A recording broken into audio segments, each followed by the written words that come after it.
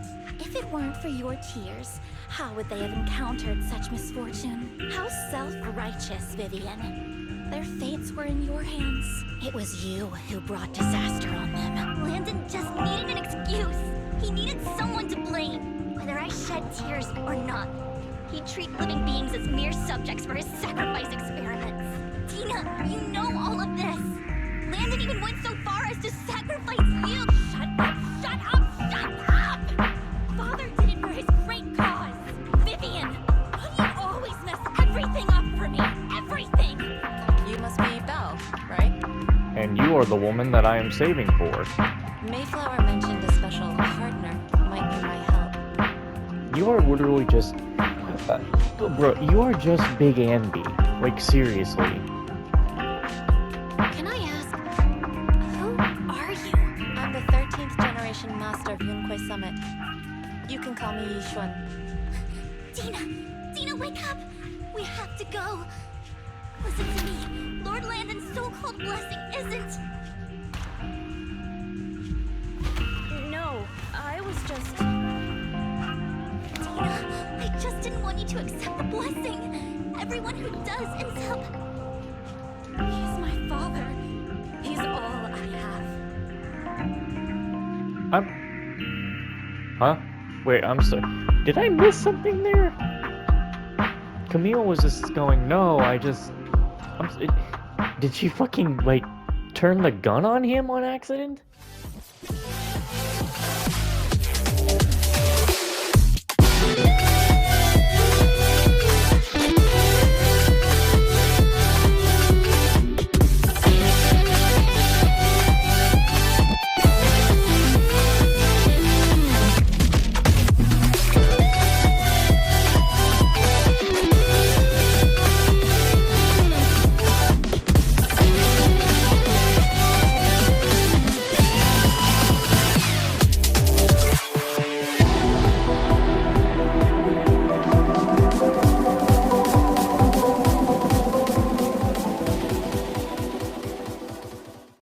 ZENLESS ZONE ZERO. After receiving the photo, Vivian quickly responds with "That's the one."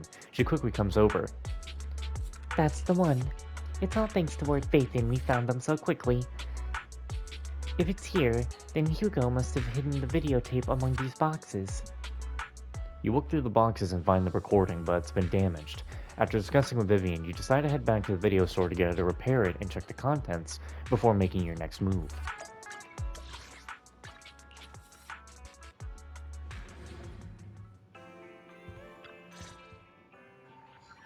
Barry repairs the videotape and you watch the recording. The content leaves you shocked. It's a conversation between Hugo and Camille. If I'm not mistaken, you and Vivian share the same goal. Silence is no good for negotiation. I just don't want Dina to reach a point of no return.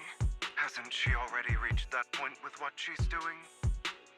The formula for the Landon serum was lost, but a batch survived, and Dina was able to develop a substance that can be used for mind control. She's trying to combine the two to make sacrifices that would obey human commands. If the dormant sacrifice and the remaining Landon serum are destroyed, we can put an end to this. Dina's concoction can't create sacrifices on its own. And the sacrifice core? That belongs to the creator, not her. Although I find Landon's methods despicable, I can't deny that the Exaltists and the creator are leading us in the right direction. I just don't want Dina to spend her life trapped by her father's mistakes. I mean, no offense, but I find your protectiveness rather weird. I will confirm the location of the dormant sacrifice and find the chance to relay the information to you. I do not want any of my people to be going into danger. As for the sacrifice core, I can only guarantee that it will not fall into her hands.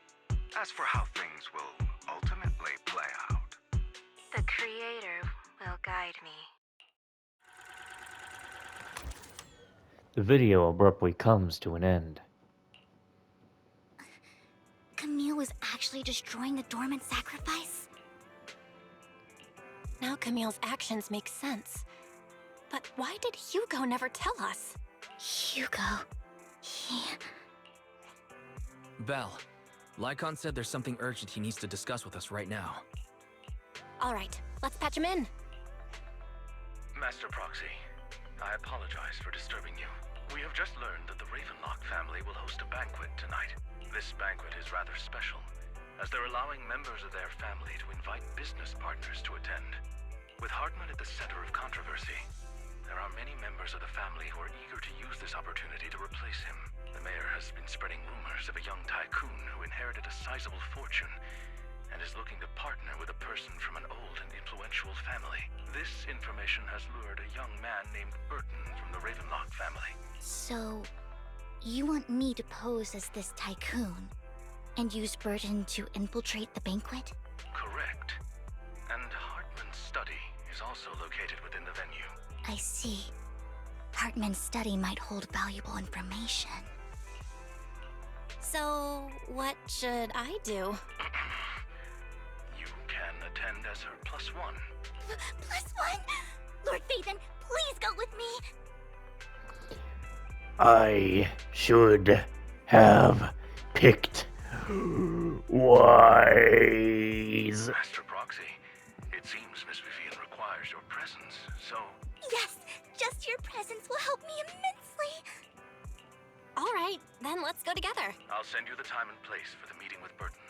If you encounter any danger, please evacuate immediately or contact me for backup. I hope everything goes well for you tonight.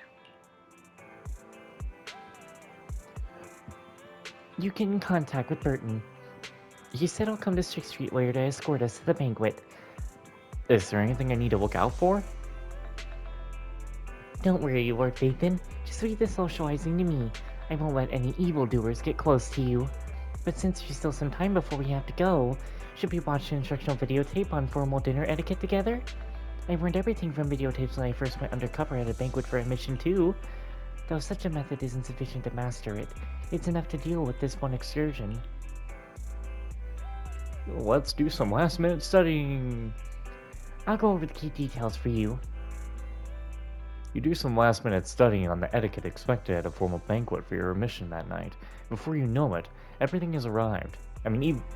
What? Everything? Evening. Anyway, Burton's on location. Ready to go? Let's go. I'll meet up with Burton first to make sure he's not tampered with the car. Lord Phaethon, please wait 5 minutes before joining me. It'll be safer this way. Vivian heads off first. After 5 minutes, she sends a message saying all is good. Let's go meet up. We're not getting dressed for the occasion?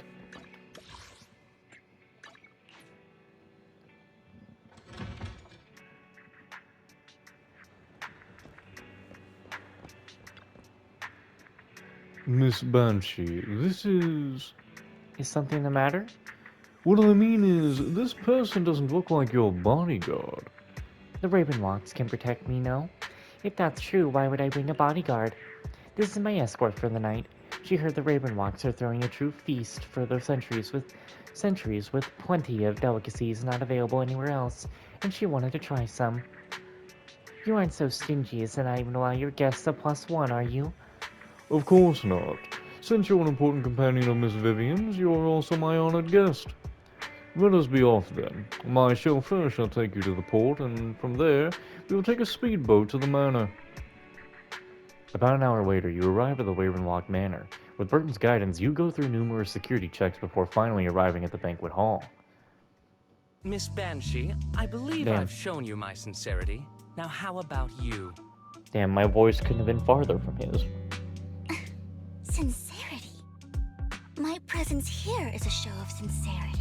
If we're to work together, Miss Banshee, you should drop your pretentious act. I am well aware of the ways of the Ravenlock family. If I were to come empty-handed, I probably wouldn't even be able to make it out the front door tonight.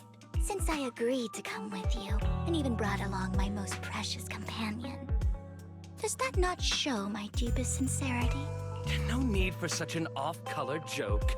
Our door is always open for those coming or going. We both know what's what, so let's cut the small talk. I know far more about how the Ravenlock family made their fortune than most here. I am also well aware of why Hartman, despite such a massive scandal, still remains in power. Oh? Do tell. Exaltists, blessing, sacrifice, Landon. Where would you like me to start? How did you know that? No, who are you? Don't be so tense.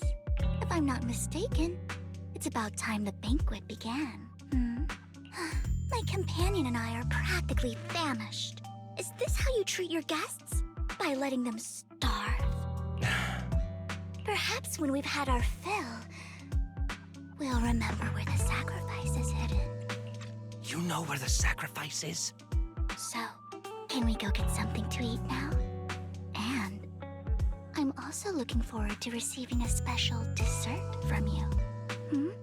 We can discuss what you wish to know while we enjoy dessert. Of course. I wouldn't let such an important guest discuss matters on an empty stomach. As for dessert, I will prepare it myself, and I guarantee it will satisfy you. I'll come find you later. I wish you a pleasant evening. Burton hurriedly leaves, and Vivian seems to breathe a sigh of relief. These kinds of people are exhausting to deal with. I really don't know how Hugo used to put up with it. What did you mean by dessert just now?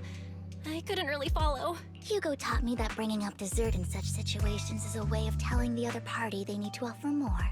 Fortunately, that old fox Hartman is terrified of losing power. He's definitely keeping the destruction of the sacrifice and the fact that the sacrifice core is fake hidden from the other family members. Otherwise, Burton wouldn't have been so willing to raise his offer. Lord Phaethon, let's find Hartman's study when the banquet is at its busiest. All right, I've already taken note of the surrounding terrain.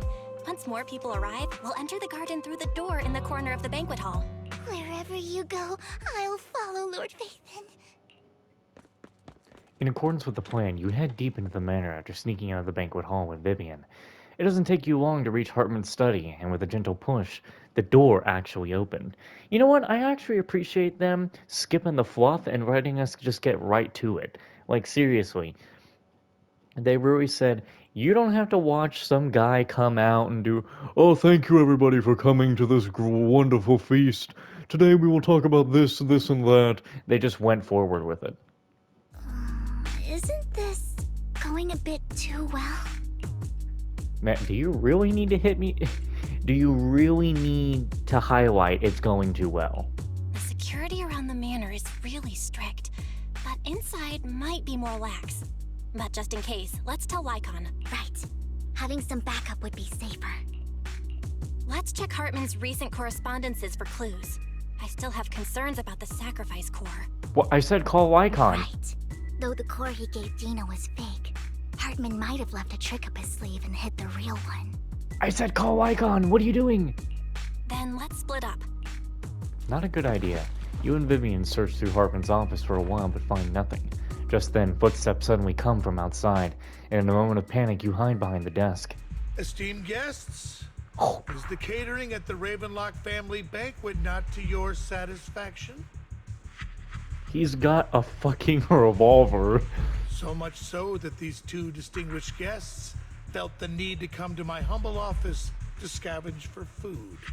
Now another reason of why we should have been Wise. At least Wise has a tiny bit of muscle because he's a man.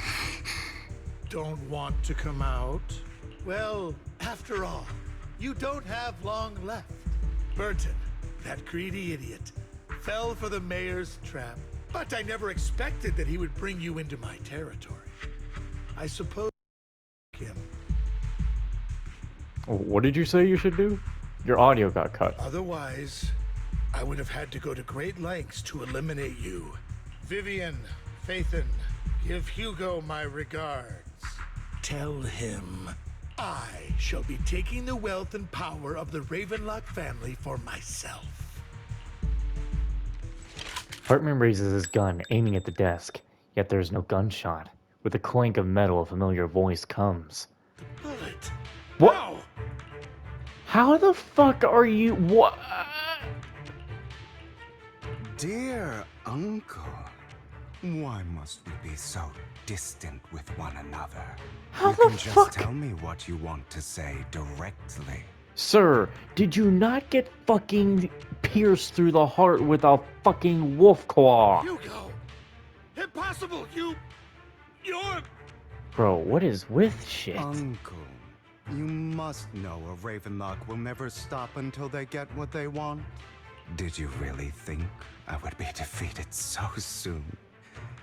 When I have yet to trample you into the dirt. You filthy bastard! You only know how to resort to these petty tricks! Petty tricks? Perhaps you'd like to know what I managed to accomplish using this faked death of mine, my dear uncle. What in the hell? Faking my own death. Hope it's all worth the theatrics in the end. Do not tell me they planned that. It was just to keep Hartman off my back, but maybe I went a little overboard. The manager must be pretty shaken up. I should apologize at some point. You gotta be fucking kidding me.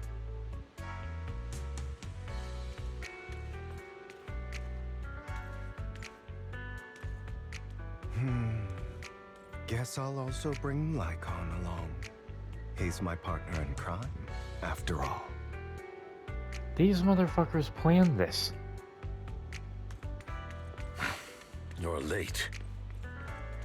So strict. Spare me a moment to catch my breath, will you? You're taking longer to rest than I Oh my expected. god. Wow, you are fucking joking. Lycon, you think too highly of my physical capabilities. Well, thank you for your cooperation. I must say, if nothing else, at least your acting skills have improved. Why do you look so angry? You should be happy. We pulled that off together with flawless teamwork and managed to fool everyone. Drop your foolish facade.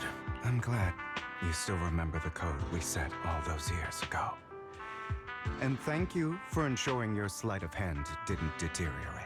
Oh, right. I should also thank the blood bag hidden in my clothes and our other props. Do you remember when we last used this trick? It was probably ages ago. Sometimes I really don't understand you. Have you never thought about what the consequences would be if I didn't understand your code? If I decided against helping you? Or if I just couldn't control my strength properly? You'd understand it. Of course. If things really did go awry, I had alternative plans. You wouldn't be so arrogant as to think I'd bet everything on you, would you? You're insane. No, I'm flattered. So what exactly is the purpose behind all this?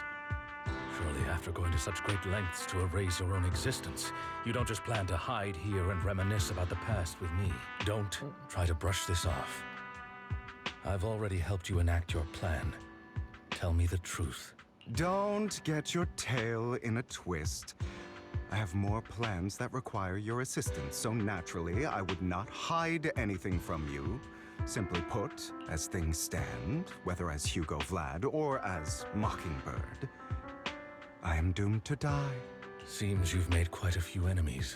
As a member of the Ravenlock family, I negotiated with Edmund and managed to obtain resources from Tops for my future plans.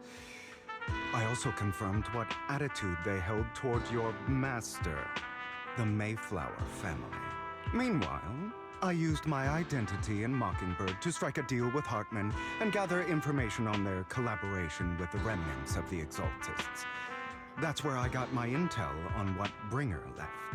Oh, by the way, the crime declaration letter that your dear mayor received, that was also sent by yours truly.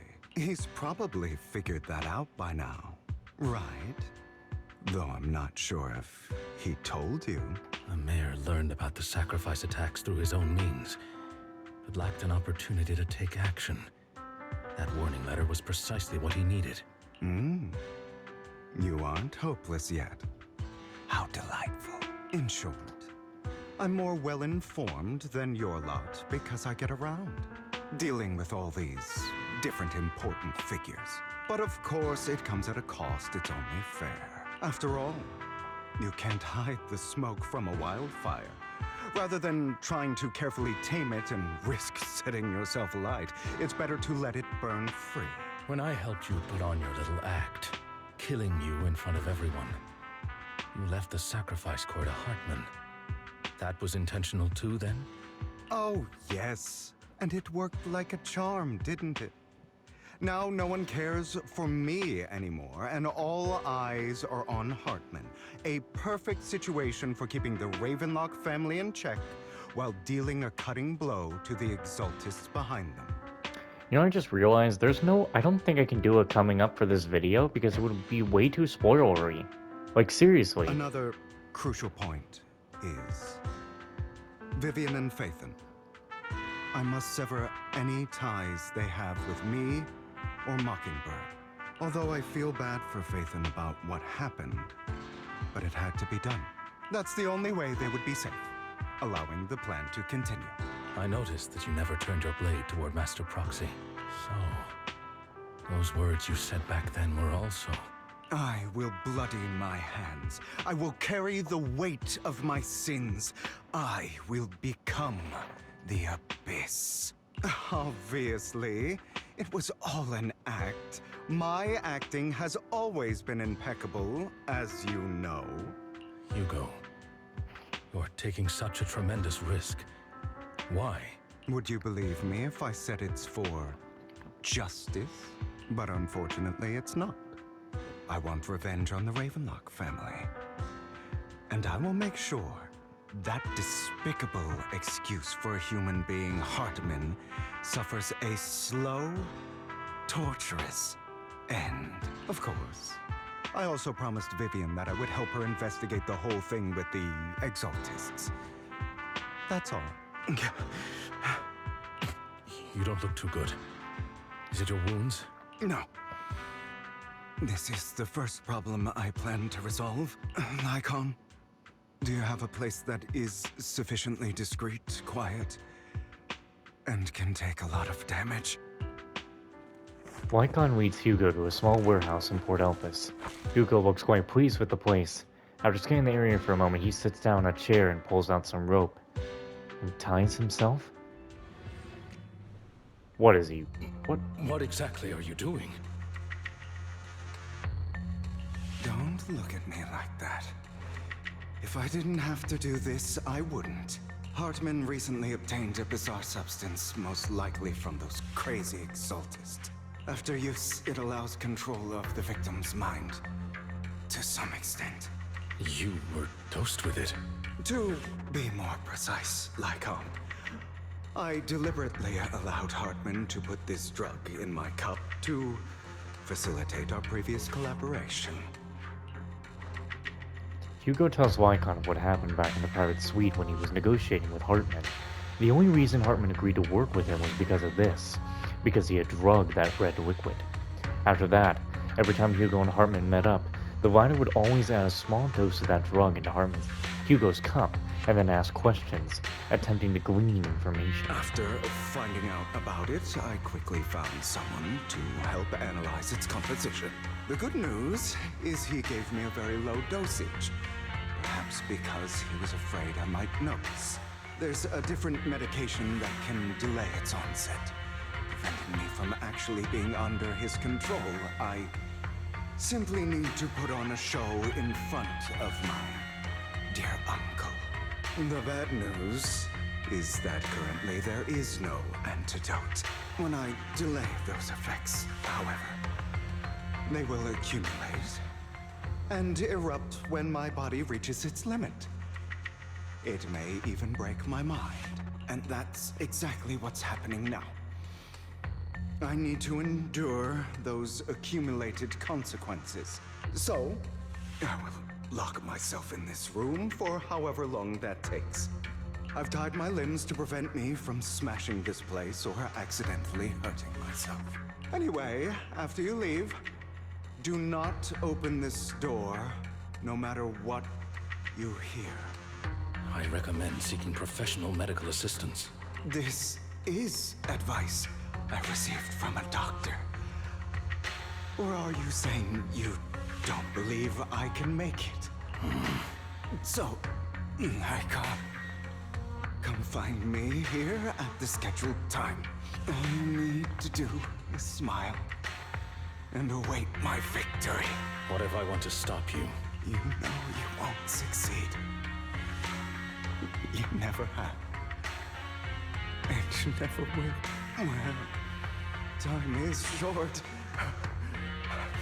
Let's begin. I understand. Don't die, you stupid bastard. After who knows how long, after enduring seemingly endless pain, Hugo finally awakens. The ropes that bound him had come undone. Though he didn't know when that had happened, Hugo checked himself over. Thankfully, he hadn't injured himself when he was going crazy. After some time, Hugo straightens out his attire and tidies himself up, then opens the warehouse door. Is this because the side effects haven't worn off yet? The icon's late. I'm surprised. I think you're dreaming. Is something wrong with time itself? Looks like someone's over there. Might as well go ask. Yeah, you're dreaming. Oh, is that Serena? It's all your fault. Why were you born with those eyes? If it weren't for you, I wouldn't be in this mess. I had made it. I endured for so long. All those years of planning. I was so close. He already agreed. You, go and beg him to reconsider for me, okay? Tell him you'll do anything. Tell him to take me back. No, he won't want you to see me. He won't want to see you now. You can't go and see him. Mother. Oh. It's all your fault. I wish I had never given birth to you. The woman's face is distorted with hatred, as if the person before her is not her child, but an enemy who destroyed her future. She blames all her misfortune on an innocent child. Everything will get better if you just die, right? If you die, he'll come back. We'll have another, more perfect child. One who will inherit the Ravenlock family bloodline. Then I'll be able to escape this pain. So, Hugo, for the sake of Mommy's happiness, just die, okay? She raises her hand to reveal a pair of scissors, the tip gleaming with chilling light. She thrusts the sharp point toward Hugo's paler eye. Then she suddenly vanishes, as if she had never existed at all. So, I wasn't awake yet after all. That's because you don't want to wake up again. Who are you? I am you. Hidden deep within your heart. Your most true self. You want to kill her, don't you? Your so-called mother. Every time she beat you without reason, when she tried to gouge out your eyes, when she sold you into that hell, laughing all the while. You wanted to be the one to end her life. I'm just gonna tell you, this is having the same problem that we had in Penacony for Honkai. Bro, you're not gonna put a child or a cute creature as the one to have the deep menacing voice or try to be menacing. Why couldn't you just use Hugo but like dark? Like just no figure, just dark. Why not admit your hatred? As you are, you can hunt her down and make her pay for the living hell of a childhood she made you suffer. Yes, I hate her. I hate her because she was foolish and shallow, greedy and stupid. I hate her because she doesn't deserve to be a mother. She did everything she could to try and get into the Ravenlock family, believing she could live a life of luxury without having to do anything and never realizing she was a pawn, discarded from the very beginning. So she chose to blame me. Blame me for my heterochromia. Blame me for my very existence. But I won't kill her, because I know it won't change anything. She was incapable of loving me, just as she is incapable of loving herself. Have you been brainwashed by that dog? Keeping up the act of being some magnanimous and forgiving fool? Don't compare us. I've simply come to understand love or hate. I make my own choices, and they have nothing to do with anyone else. She sold you to the Ravenlock family for a huge sum of money. She used that money to start a new life without you. While she was indulging herself, you were going through hell in the Ravenlock Manor. Does it not torment you? Do you not feel the hatred? Do you not want to demand answers? Kill her. Only by killing her can you be truly free. For a long time, I thought the same way. But now, well, I want to make a different choice. Stop lying to yourself. You never had a choice. This weak-minded thinking will only lead you to failure. Like before, you'll be nothing but a worm, trampled into the dirt by those so-called elites. Do you still not get it? This is how the world is, and always has been. Hesitate and you'll be the victim. If you don't grab your knife first, you'll end up being on the other end of the blade. If you want to change anything, you must first become the one who makes the rules. Just like that woman. The only reason she could treat us that way was because we were weak. So listen to me. Find that woman, kill her, and prove to this world your strength. It's what she deserves. Why forgive them? They don't deserve it. I'm not forgiving them.